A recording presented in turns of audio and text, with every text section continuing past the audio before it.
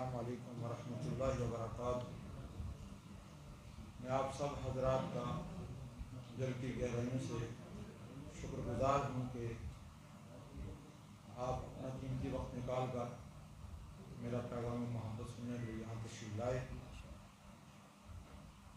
کلام بلاغت نظام میں ارشاد قدرت ہوتا ہے کہ جب حضرت ابراہیم علیہ السلام اور حضرت اسماعیل علیہ السلام خانہ کعبہ کی بنیادیں اٹھا رہے تھے تو انہوں نے عرض کی، اے پالنے والے، ہماری خدمت کو قبول فرما، ہم دونوں کو اپنا مسلمان بندہ بنائے رکھنا، ہماری ذریت کو بھی امت مسلمہ بنائے رکھنا۔ اسی طرح قرآن پاک میں ایک اور موقع پر ارشاد قدرت ہوا کہ جب ہم نے ابراہیم کو خدا نے بعض باتوں میں آزمایا تو پھر انہوں نے اسے پورا کیا۔ خدا نے ان سے فرمایا کہ میں تمہیں لوگوں کے لیے پیشوا اور امام بنانے والا ہوں۔ مزید فرمایا کہ ہم نے ابراہیم کو دنیا اور آخرت میں نیکوں اور صالحین میں سے لیا۔ جب رب نے ان سے کہا کہ اپنے آپ کو ہمارے سپرد کرو تو انہوں نے کہا، میں اپنے آپ کو سپرد پروردگار کرتا ہوں۔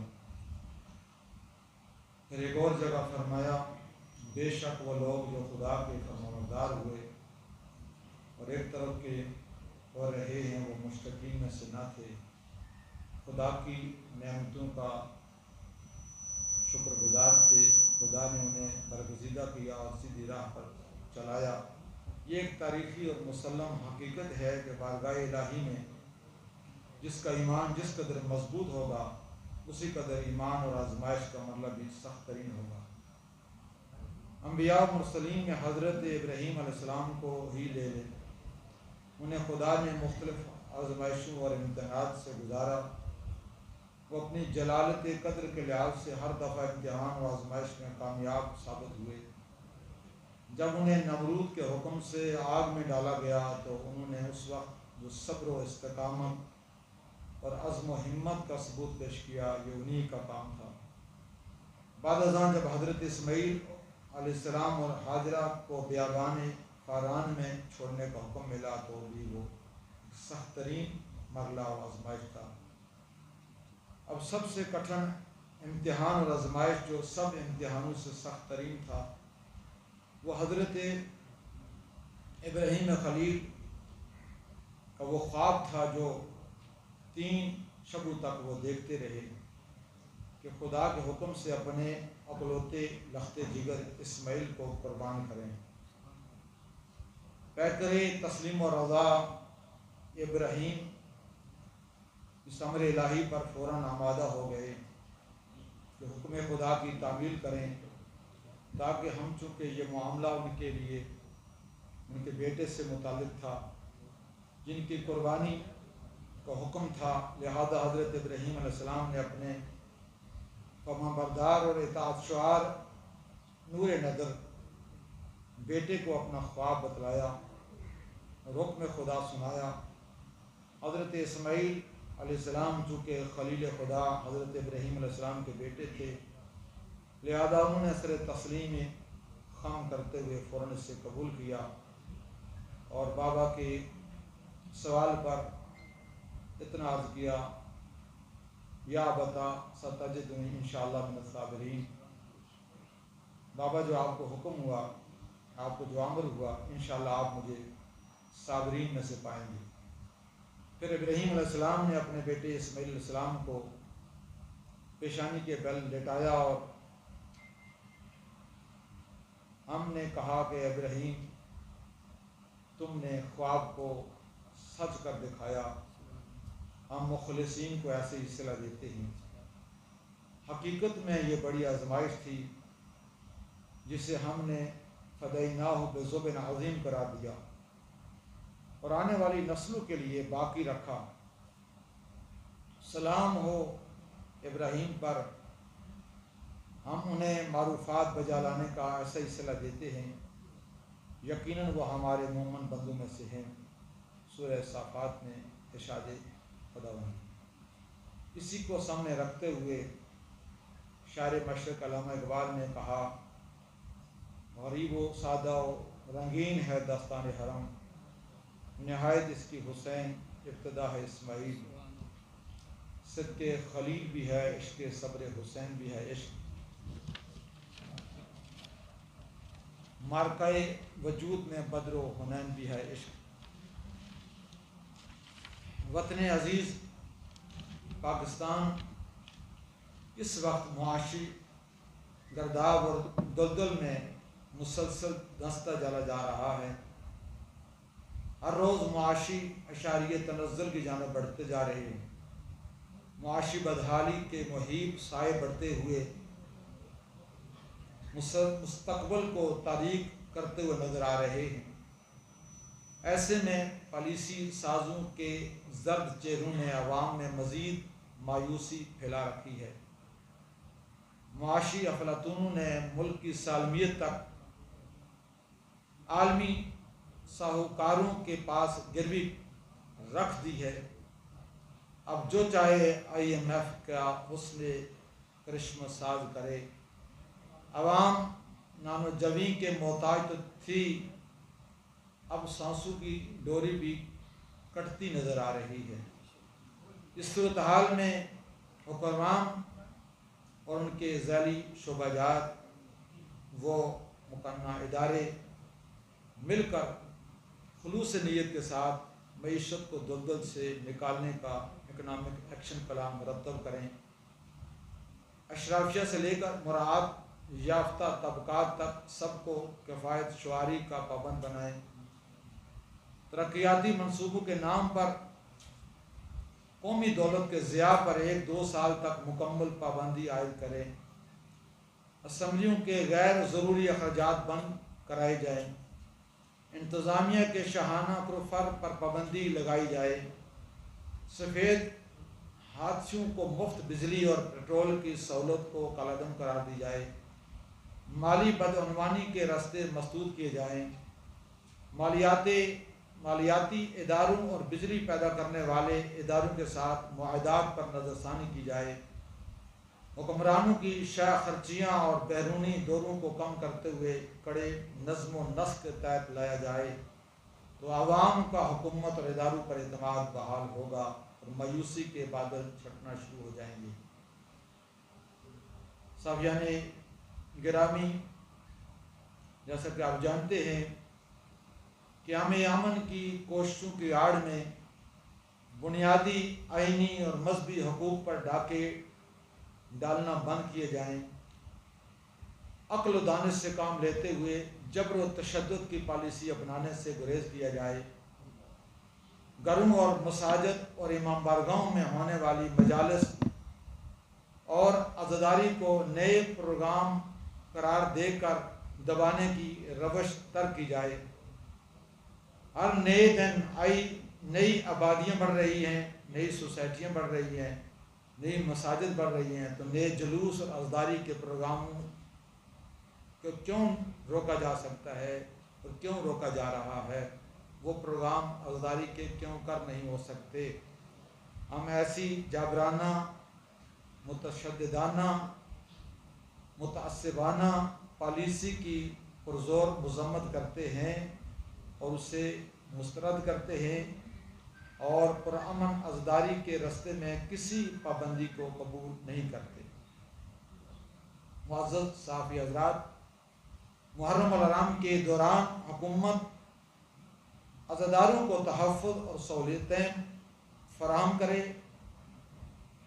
اور زور و زبردستی سے بنیادی حقوق کو دبانے میں توانائی صرف نہ کرے، نواز رسول کے جلوسوں کے روٹس پر مکمل صفائی، روشنی اور حفاظت کے اقدامات کیے جائیں، بلکہ جس طرح عید الاضحیٰ میں شاہراہوں کو عرق گلاب کے ساتھ صفائی کی جاتی ہے، اسی طرح محرم الحرام کے مقدس جلوسوں کے روٹس پر بھی مثالی انتظامات کیے جائیں۔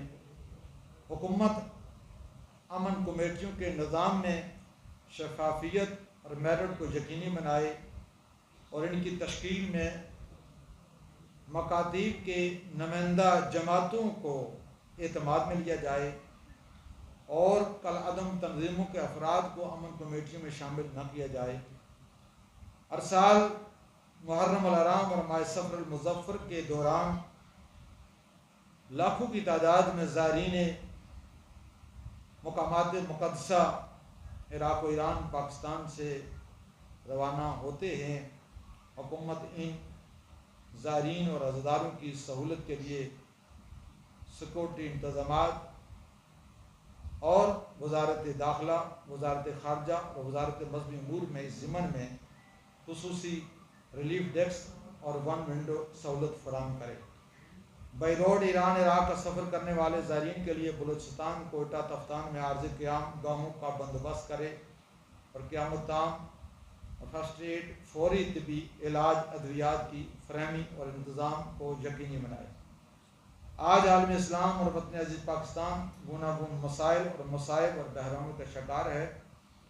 عرصوں ظلم و بربریت کا سیلاب اور طوفان ہے۔ وطن عزیز کا انگ انگ زخمی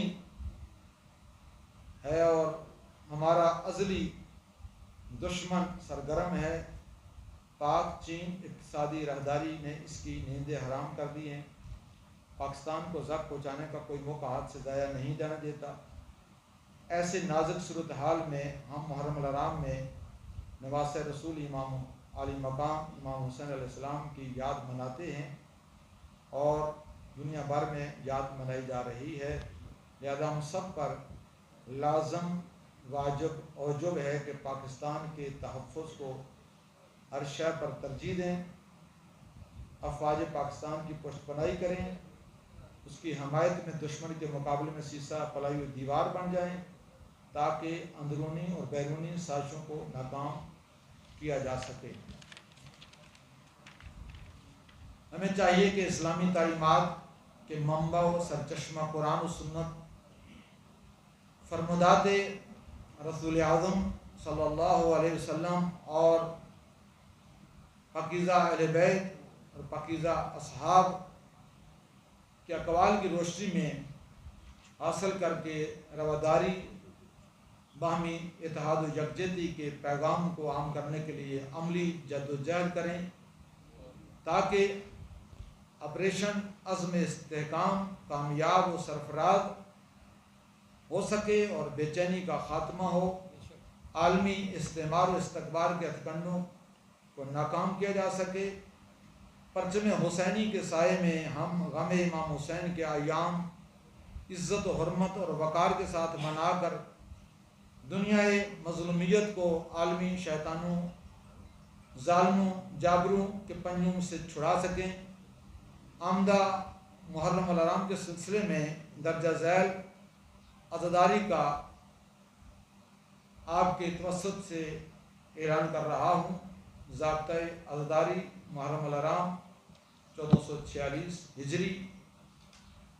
نمبر 1، نیشنل ایکشن پلان کے 20 نکات پر عمل درآمد کو یقینی بنایا جائے، کیونکہ دہشت گرد کالعدم تنظیموں پر من و سلوہ بیرونی امداد کا نزول جاری ہے جو کھلے عام نئے ناموں سے کام کر رہی ہے۔ اسلام آباد سمیت پورے ملک میں آپریشن عزم استحکام کا دائرہ وسیع کیا جائے۔ نمبر 2، مسلمان مکاتب اسلام سنی شیعہ میں سے کسی کو بھی غیر مسلم کہنا قابل تعزیر جرم قرار دیا جائے۔ مجالس و جلوسہائے اعضاء میں عام گاڑیوں کے علاوہ سرکاری گاڑیوں کی بھی چیکنگ کی جائے۔ شرکائے جلوس کے لیے آسانیاں پیدا کی جائیں۔ خواتین کی تلاشی بذریعہ لیڈیز پولیس لی جائے۔ مجالس و جلوس کے داخلی و خارجی راستوں پر کلوز سرکٹ کیمروں اور واک تھرو گیٹ کا انتظام کیا جائے۔ ان کے تحفظ کے لیے فاصلہ رکھ کر رکاوٹیں کھڑی کی جائیں۔ قرب و جوار کی عمارتوں، خالی جگہوں کو خاص دیکھ بھال کر کی جائے۔ عزاداری کے پروگراموں کی ویڈیو فلم بنائی جائے۔ نمبر 3، مجالس اور ماتمی جلوسوں کی حفاظت کے لیے پولیس موبائل اسکواڈ کے گشت کو یقینی بنایا جائے۔ سیکورٹی امور میں پولیس اور انتظامیہ کے ساتھ ابراہیم اسکواڈ اور مختار فورس کے رضاکاروں کا تعاون لیا جائے۔ نمبر 4، امام بارگاہوں کے متولیان، بانیان، بانیان جلوس اور منتظمین خود بھی حفاظتی انتظامات کریں۔ عزاداری امام عالی مقام پر لازم ہے کہ عزاداران امام عالی مقام پر لازم ہے کہ وہ عزاداری کو ہر شے پر فوقیت دیں۔ نمبر 5، وفاق اور صوبے کوئی ایسا حکم صادر نہ کریں جس سے عزاداروں کی حق تلفی ہو۔ ملک بھر میں ماتمی جلوس 21 مئی 85 کے معاہدہ کے تحت برآمد ہوں گے، جن میں کسی قسم کی رہن اندازی برداشت نہیں کی جائے گی۔ نمبر 6، ارباب حل و عقد ملک بھر کی انتظامیہ کو ہدایات جاری کریں کہ وہ بانیان مجالس میں خوف و ہراس پھیلانے سے گریز کریں تاکہ احسن طریقے سے عزاداری کے پروگرام منعقد ہو سکیں۔ کسی کو قانون ہاتھ میں لینے کی ہرگز اجازت نہ دی جائے۔ ہر صورت میں پرامن رہیں۔ مسئلے کی صورت میں مرکزی کنٹرول روم کی طرف رجوع کیا جائے۔ نمبر 8، رواداری کو ترجیح، ہر قسم کی عصبیتوں کو کنڈم کیا جائے۔ عوام خود بھی چوکنا رہیں اور ارد گرد کے ماحول اور افراد پر کڑی نظر رکھیں۔ کسی مشکوک شے اور شخص کو فوری اطلاع اور انتظامیہ اور پولیس کو دیں تاکہ تخریب کاری سے بچا جا سکے۔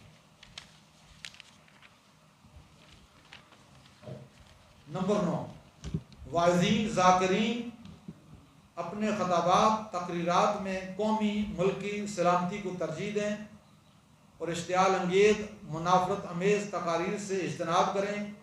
شہدائے کربلا کی قربانیوں کا مثبت ابلاغ کیا جائے۔ نمبر 10، الیکٹرانک میڈیا پر دوران عشرہ محرم موسیقی، ڈراموں اور تربیہ پروگراموں کو بند رکھا جائے۔ متنازع شخصیات اور کالعدم گروپوں کو میڈیا فورموں پر ہرگز نہ بلایا جائے۔ نمبر 11، معروفات کا ابلاغ، منکرات سے اجتناب اور ذرائع ابلاغ میں ممنوعہ گروپوں کو کوریج نہ دی جائے۔ شہدائے کربلا کی قربانیوں کو اجاگر کرنے کے لیے اخبارات خصوصی ایڈیشن شائع کریں تاکہ جذبہ اثار قربانی کو زندہ رکھا جا سکے۔ نمبر 12، سیاسی جماعتیں عشرہ محرم میں سیاسی سرگرمیوں سے اجتناب کریں۔ خواتین مخدرات عصمت و طہارت، بزرگ حضرات پاکیزہ صحابہ کبار اور نوجوانان شہزادہ قاسم و اکبر و انا محمد کی سیرت پر عمل پیرا ہوں۔ مجالس اعضاء اور ماتمی جلوسوں کے انعقاد میں اوقات کی پابندی اور نظم و ضبط کو یقینی بنایا جائے۔ نمبر 13، مجالس و جلوس اعضاء کے دوران بجلی گیس کی لوڈ شیڈنگ نہ کی جائے اور راستوں کو صاف رکھا جائے۔ بانیان مجالس خود بھی ضابطۂ عزاداری پر عمل کریں اور دوسروں کو بھی اس کا پابند بنائیں۔ نمبر 14، حکومت اپنے محرم کنٹرول رومز کو ہدایت کرے کہ وہ تاریخ نفاذ فقہ جعفریہ کے مرکزی کنٹرول روم سے مربوط رہیں تاکہ ہر قسم کی سازش و شرارت کو ناکام بنایا جا سکے۔ آخر میں سب پر واضح کر دینا ضروری ہے کہ ہم نے بڑے بڑے آمروں اور ظالموں کا سامنا کیا۔ ہمیں قید میں ڈالا گیا، مارا گیا، زندہ دیواروں میں چنا گیا، ہمارے خون کے گارے بنائے گئے، ہمارے لاشیں پامال کیے گئے، مگر یاد رکھا جائے کہ ہمارے خون کے ہر قطرے سے اور خاک کے ہر ذرے سے یا سارت الحسین لبیک یا حسین کی صدا بلند ہوتی رہی اور ہوتی رہے گی۔ ہم نے نہ کبھی سودا بازی کی، نہ کبھی کسی مائی کے لال کو سودا بازی کرنے دیں گے۔ ہم جھکنے اور بکنے والے نہیں ہیں۔ یہ صرف خدا، رسول، ائمہ خدا کے سامنے جھکتا ہے، لہذا کوئی بھول میں نہ رہے۔ عزاداری ہماری شرح حیات ہے، ہماری پہچان ہے، ہماری بخشش کا نظریہ ہے، ہماری زندگی ہے، اور ہم عزاداری کے لیے اپنی جانوں کا نذرانہ بھی ادا کرنے کو تیار ہیں۔ لہذا ذہن نشین رہے کہ عزاداری امام حسین میں کسی قسم کی رخنہ اندازی کو برداشت نہیں کریں گے۔ دونوں جہان کا راج دلارہ حسین ہے، ہر قوم کہہ رہی ہے ہمارا حسین ہے۔ بارگاہ خداوند متعال میں خندہ پیشانی سے تمام مکاتیب